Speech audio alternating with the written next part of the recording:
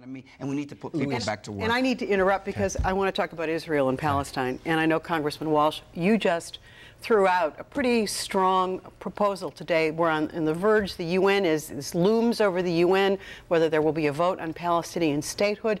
And you today proposed that Israel should be able to annex the West Bank if that statehood is approved, correct? It is an outrage if the Palestinians pursue independent statehood at the UN. There has to be a serious consequence to pay. I firmly believe this president isn't pro-Israel.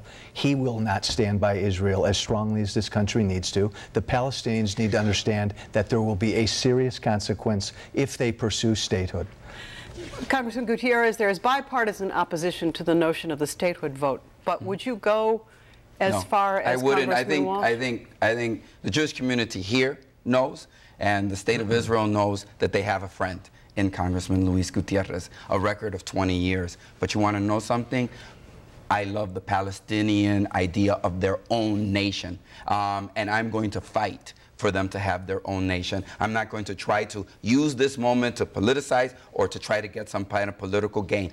I think the solution in the Middle East is to have a two-state solution, and the Palestinians need and must have the alternative to create their own sovereignty, their own nation, where that they can live and prosper. And I respect that opinion, but we're way past that. As long as one side as long as one side, Luis, does not acknowledge my right to exist and engages in terrorism and teaches their children to hate me, I was there with my friend Andy Hochberg in 1993. That side is not serious when it comes to with peace. my friend Andy Hochberg in 1993 when Yasser Arafat and the leader of Israel were brought together for the first, and they have begun that process. Are there still difficulties?